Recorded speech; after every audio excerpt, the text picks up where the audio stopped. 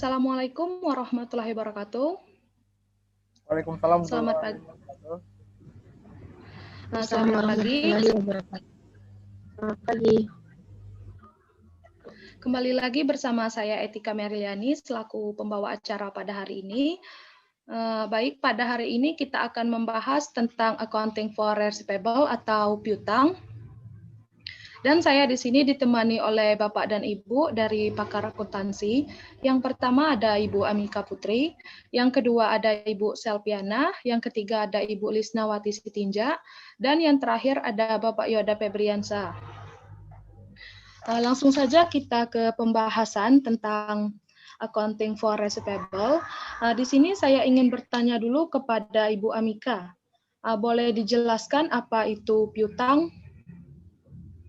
Piutang adalah hak untuk menagih yang dimiliki perusahaan terhadap perusahaan lain untuk memperoleh sejumlah uang, barang, ataupun jasa di masa yang akan datang. Baik, terima kasih kepada Ibu Amika Putri. Selanjutnya saya ingin bertanya ke Ibu Selpiana.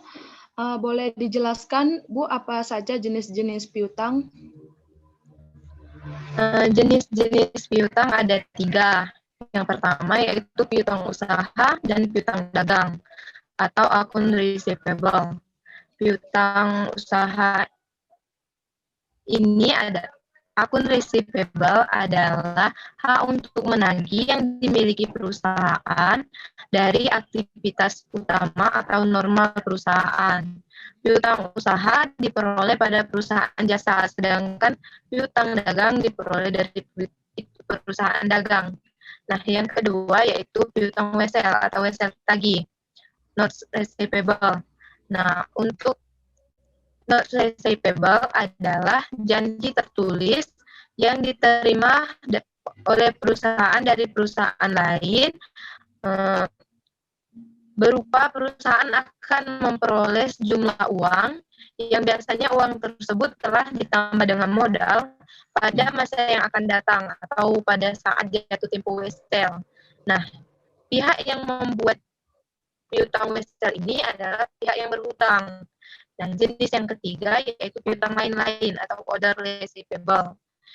Piutang lain-lain ini adalah hak untuk menagih yang dimiliki perusahaan yang bukan berasal dari aktivitas utama atau normal perusahaan. Contohnya dari pinjaman karyawan, piutang bunga, piutang dividen, dan lain-lain. Gitu, Bu. Baik, terima kasih kepada Ibu Selpiana. Jadi jenis piutang ada 3, yaitu piutang usaha atau piutang dagang, piutang wesel, dan piutang lain-lainnya. Selanjutnya saya ingin bertanya ke Ibu Lisna. Dalam akuntansi kan Bu, yang berhubungan dengan piutang itu ada 5 kegiatan. Menurut Ibu Lisna, apa saja kegiatan yang berhubungan dengan piutang, Bu? Jadi di kegiatan akuntansi ini ada 5. Yang pertama itu ada pengakuan. Jadi piutang ini diakui apabila beban telah kita berikan namun belum memperoleh manfaat dari si pihak penerima. Pada perusahaan jasa, piutang diakui setelah memberi layanan, sedangkan pada perusahaan dagang, piutang diakui setelah menjual barang secara kredit. Selanjutnya yang kedua, itu ada pengukuran. Pengukuran ini berarti menentukan nilai dari piutang yang akan dicatat. Pada perusahaan jasa piutang, diukur berdasarkan nilai jasa yang diberikan. Sedangkan pada perusahaan dagang, piutang diukur berdasarkan jual barang. Selanjutnya yang ketiga, itu ada pencatatan. Piutang juga akan dicatat dalam jurnal sesuai dengan jenis perusahaannya. Selanjutnya yang keempat, itu ada penilaian. Itu tuh menentukan nilai dari piutang atau suatu aset yang disajikan dalam laporan posisi keuangan. Selanjutnya yang kelima, itu ada penyajian dan pengungkapan. Posisi keuangan disajikan dalam neraca, hasil usaha dalam laporan keuangan, laba atau rugi, dan arus kas dalam laporan arus kas. Itu, Bu. Oke, terima kasih kepada Ibu Lisna. Selanjutnya saya ingin bertanya ke Bapak Yoda dulu. Sedangkan dalam penilaian piutang tak tertagih ada dua metode yang digunakan untuk menghitung jumlah piutang, yaitu metode penghapusan langsung dan metode cadangan. Boleh dijelaskan Pak apa itu metode penghapusan langsung dan apa itu metode cadangan? Metode penghapusan langsung adalah metode yang tidak mengestimasi piutang yang tak tertagih pada setiap akhir periode. Akibatnya, jurnal penyesuaian yang berkaitan dengan piutang tak tertagih tidak dibuat. Kemudian akibatnya lagi, piutang disajikan tidak sebesar nilai bersih yang dapat direalisasikan karena tidak mengestimasikan tadi. Kemudian metode ini tidak menerapkan prinsip penandingan. Prinsip penandingan mengapa? Karena dari awal tadi, karena tidak mengestimasikan piutang tadi. Yang terakhir, tidak diperkenankan oleh IFRS. Yang kedua, metode cadangan. Metode ini mengestimasi piutang tak tertagih pada setiap akhir periode. Kemudian membuat jurnal penyesuaian berkaitan dengan piutang tak tertagih karena dia tadi mengestimasikan piutang. Kemudian piutang dapat dinilai sebesar nilai bersih yang dapat direalisasikan. Direalisasikan maksudnya digunakan. Kemudian metode ini lebih baik dalam menerapkan prinsip penandingan. Yang terakhir, metode ini sangat disarankan oleh IFRS karena dia mengestimasikan piutang tadi. Jadi disarankan menggunakan yang ini daripada yang sebelumnya. Itu saja menurut saya, Ibu Etika. Baik, terima kasih kepada Pak Yoda. Apa ada yang ingin ditambahkan dari jawaban Pak Yoda kepada Ibu pakar lainnya?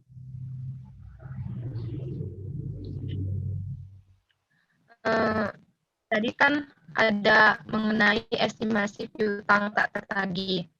Nah, tentunya ketika kita mengestimasi piutang, itu menyebabkan kerugian dari pihak kita. Nah, sedangkan pihak lain apakah ada hukuman atau bagaimana? Dari mereka kan tidak mampu membayar hutang kepada kita. Bagaimana Bapak? Bisa dijelaskan? Gini, Ibu Selviana. Jadi pihak yang lain lebih dapat keuntungan karena dia tadi tidak bisa membayar piutang. Jadi piutang yang kita miliki karena dia tidak bisa membayar, jadi kita estimasi menjadikan piutang kita tidak ada lagi. Penyebab dari kita mengestimasikan tadi karena piutang tadi itu tidak tertagih lagi, tidak bisa dibayar, bisa jadi tidak bisa dibayar, bisa jadi tidak ketemu sama orangnya setiap penagihan, bisa jadi yang lain-lainnya. Begitu Ibu Selviana. Jadi keuntungan bagi orang lain sangat menguntungkan karena dia tidak membayar utangnya. Jadi kerugian pada kita yang seharusnya tuh, bukan keuntungan pada mereka. Begitu Ibu Selviana. Jadi pihak yang tidak mampu membayar hutang kepada kita tidak akan memperoleh kerugian apapun. Begitu Bapak? Kalau menurut saya tidak mengalami kerugian karena dia tidak bisa, sudah dia minjam duit sama kita, dia dapat uang, terus dia tidak membayar sama kita. Jadi orang lain tuh mendapat keuntungan karena dia tidak membayar tadi, uangnya tidak berkurang. Kalau misalnya berkurang tuh berkurang pada awal periode karena biasanya orang yang tidak bisa membayar tuh pas menjelang akhir periode, menjelang akhir piutang yang tidak dibayar tuh mau habis. Begitu Ibu Selviana. Jadi biasanya kalau awal-awal tuh biasanya orang yang utang tuh bisa bayar, tapi biasanya mengalami kendala tuh pertengahan sama akhir pas pembayaran. Begitu Ibu Selviana. Tapi setelah dipikir-pikir lagi, Bapak, harusnya yang tidak bisa membayar hutang mendapatkan kerugian yang lebih besar, Bapak. Misalnya perusahaan saya adalah perusahaan besar dan sedang mengalami masalah keuangan sehingga tidak mampu membayar hutang saya kepada pihak Bapak.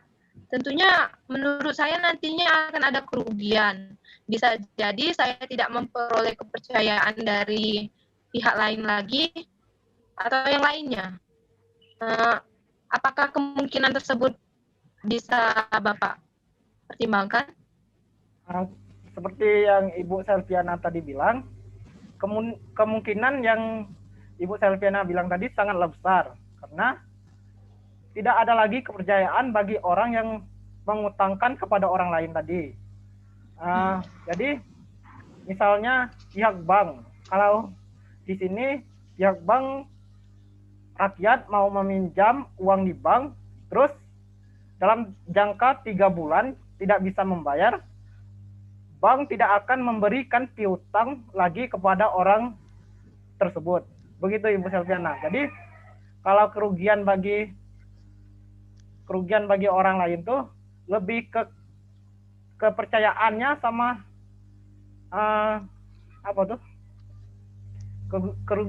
kerugiannya lebih ke kepercayaan sendiri. Begitu Ibu Selviana. Baik, terima kasih Bapak. Baik, terima kasih kepada terima kasih kepada Ibu Selviana dengan Pak Yoda. Apakah Ibu Amika dengan Ibu Lisna ingin menambahkan jawaban?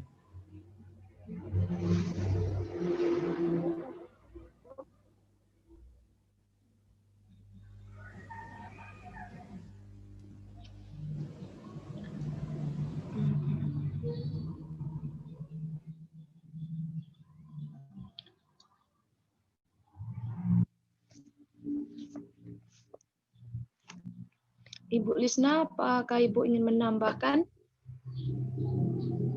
Sudah, Bu. Saya sudah cukup puas. Baik, terima kasih. Selanjutnya, saya ingin bertanya kepada Ibu Amika dulu. Dari jawaban Pak Yoda tadi tentang metode penghapusan langsung dengan metode cadangan, jelaskan perbedaan antara kedua metode tersebut. Ibu Amika. Perbedaan antara metode langsung dan metode tidak langsung, yaitu metode langsung itu memiliki keunggulan dalam melaporkan sumber dan penggunaan kas yang ada pada laporan abstrak, sedangkan metode tidak langsung itu lebih memusatkan pada perbedaan laba bersih dan arus kas dari aktivitas operasi, sehingga dapat menunjukkan hubungan antara laporan laba rugi, neraca saldo, dan arus kas. Itu saja menurut saya, Bu.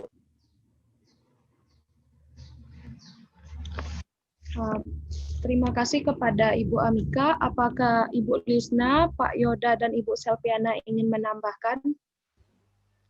Dan apa sudah pas dengan jawaban Ibu Amika? Saya kira sudah cukup pengertian yang Ibu Amika bilang tadi, karena sudah mencerminkan pengertian yang pertanyaan tadi. Gimana Ibu Lisna sama Ibu Selviana? Saya juga sudah cukup dengan jawaban Ibu Amika tadi. Saya juga sudah merasa cukup mengerti. Baik, ke pertanyaan selanjutnya, yaitu estimasi piutang tak tertagih. Metode untuk menentukan estimasi cadangan piutang tak tertagih kan ada 2 metode. Yang pertama metode persentase penjualan kredit bersih, yang kedua metode persentase piutang. Nah, yang ingin saya tanyakan dulu ke Ibu Selviana, apa itu metode persentase penjualan kredit bersih? Boleh dijelaskan, Bu? Baik. Metode persentase penjualan kredit bersih atau percentage of sale adalah metode yang digunakan untuk menghitung cadangan piutang tak tertagih dengan cara mengalihkan estimasi persentase piutang tak tertagih dikali dengan jumlah pendapatan kredit bersih. Nah, ini menekankan pada matching antara pendapatan dan beban piutang tak tertagih. Maksudnya pendapatan dan beban akan dilaporkan pada periode yang sama. Nah, modal awal dari itu cadangan piutang tak tertagih atau allowance of the full account yang bersaldo normal kredit tidak mempengaruhi nilai cadangan piutang tak tertagih yang akan dilaporkan pada jurnal penyesuaian, begitu, Bu.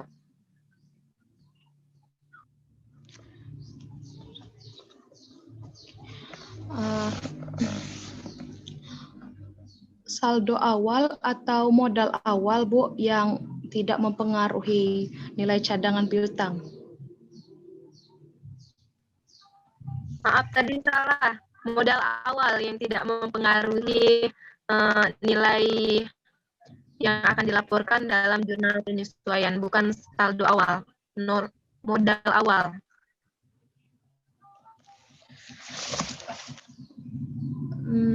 Apakah ada yang ingin menambahkan dari jawaban Ibu Selviana?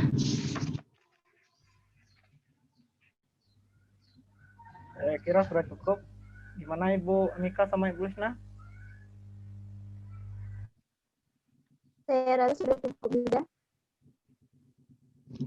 Sudah pas, Bu.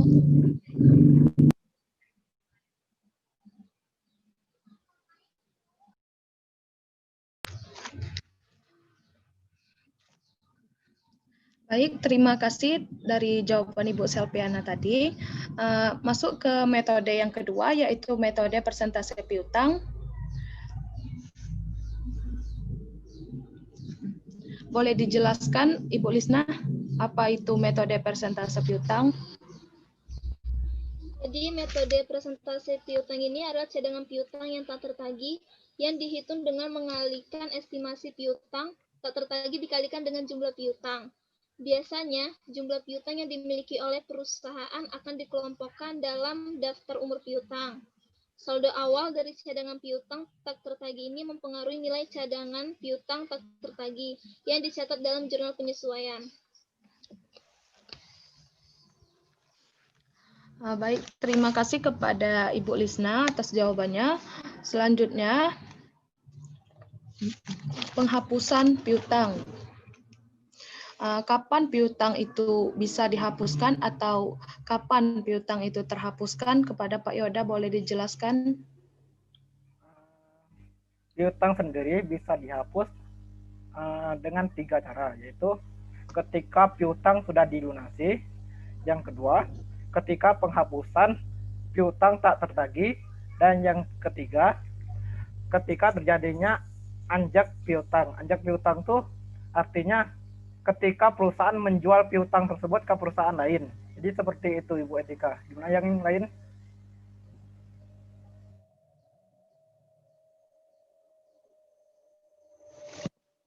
Terima kasih kepada Pak Yoda. Apakah Ibu Selviana, Ibu Amika, dan Ibu Lisna ingin menambahkan dari jawaban Pak Yoda?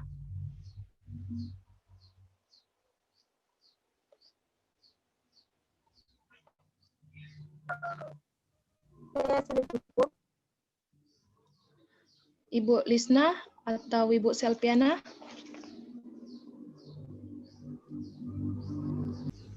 Apakah ada yang ingin menambahkan lagi dari jawaban Pak Yoda?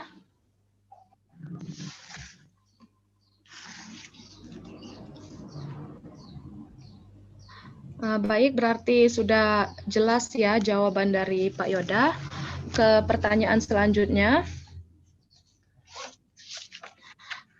Kan piutang tadi, jenis piutang kan ada 3. Tadi itu piutang usaha, terus piutang wesel, dan piutang lain-lainnya. Nah, di sini yang saya ingin tanyakan kepada Ibu Amika, apa itu piutang wesel? Ibu, boleh dijelaskan? Piutang wesel itu adalah dana tertulis yang diterima perusahaan lain di mana perusahaan akan memperoleh jumlah uang yang biasanya jumlahnya telah ditambah dengan bunga pada masa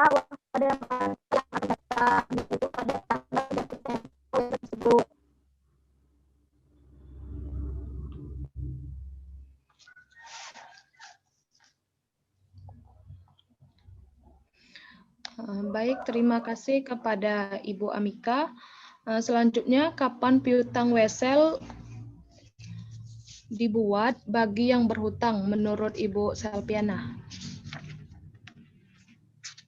Perlu diketahui bahwa piutang wesel memang dibuat bagi perusahaan yang berhutang, bukan perusahaan yang memberikan piutang. Nah, kapan piutang wesel dibuat? Yang pertama, ketika individu atau perusahaan meminjamkan uang kepada orang lain. Nah, setelah kita mendapatkan pinjaman, kita memberikan piutang wesel. Janji bahwa kita akan melunasi piutang tersebut. Nah, yang kedua, pada saat melakukan penjualan secara kredit, kepada pelanggan yang limit kreditnya sudah melampaui batas atau over limit. Maksudnya seperti ini. Kita kan sudah menghutang kepada perusahaan A. Nah, perusahaan kita sudah 100 juta dan kita ingin menghutang lagi. Nah, tapi kata perusahaan A, kita tidak boleh menghutang lagi karena limit hutang kita sudah mencapai batas. Akun receivables-nya sudah mencapai batas. Nah, maka kita akan menerbitkan piutang wesel untuk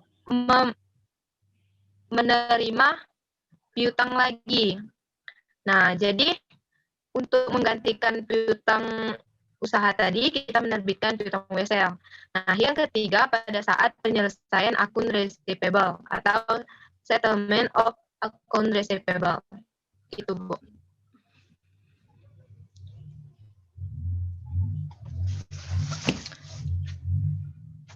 Baik, terima kasih kepada Ibu Selpiana.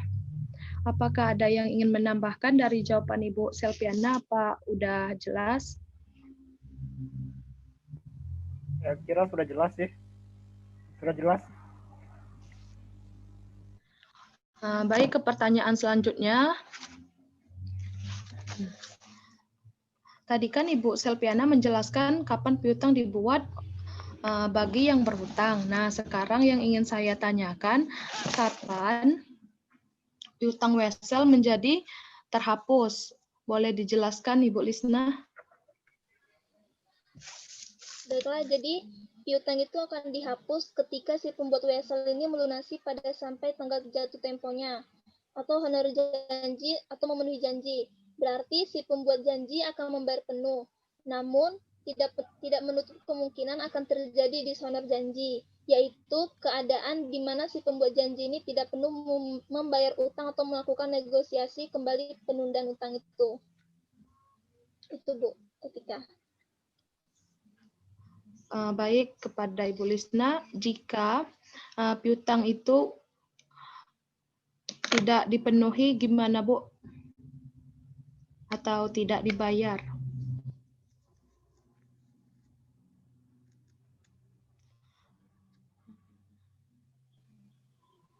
Pasti piutang itu Bu pasti akan muncul pada laporan posisi keuangan menjadi notes receivable atau account receivable, dan piutang itu akan muncul pada laporan laba rugi.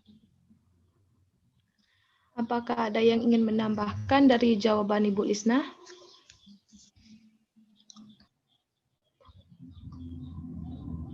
Saya rasa sudah cukup jelas.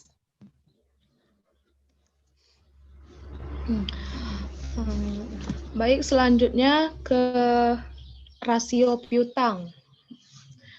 Boleh dijelaskan Pak Yoda apa saja rasio piutang? Rasio piutang sendiri ada dua, yaitu rasio piutang perputaran piutang, kedua rasio rata-rata umur piutang.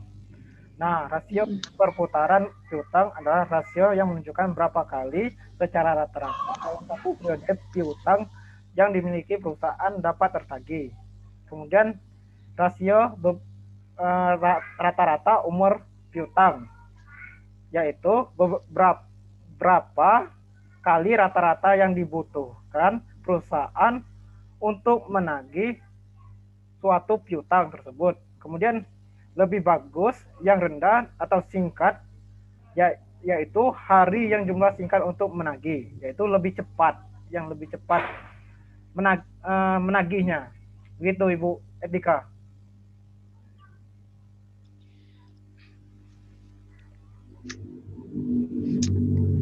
Baik, terima kasih atas jawaban dari Pak Yoda. Bentar Ibu Dika, saya ingin menambahkan jawaban saya sendiri. Cara Ya, Pak. Cara menentukan berapa rasio piutang perputaran piutang yaitu dengan akun receivable atau piutang sama dengan net credit sales dibagi average akun receivable, yaitu average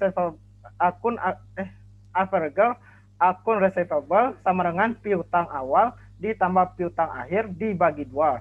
Kemudian yang terakhir, cara menentukan rata-rata umur piutang yaitu dengan average collection period in year sama dengan day in the year dibagi akun receivable tour. Begitu Ibu Edika. Baik, terima kasih atas tambahan jawabannya kepada Pak Yoda, dari Pak Yoda.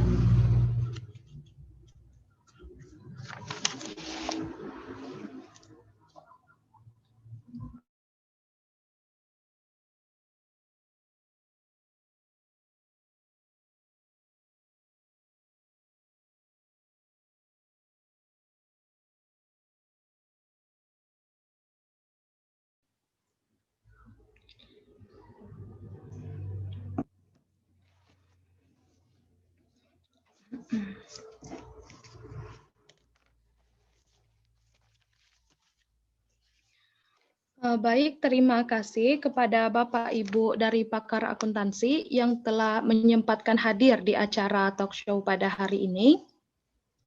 Saya ucapkan terima kasih sekali lagi. Saya akhiri. Wassalamualaikum warahmatullahi wabarakatuh. Waalaikumsalam Waalaikumsalam warahmatullahi wabarakatuh.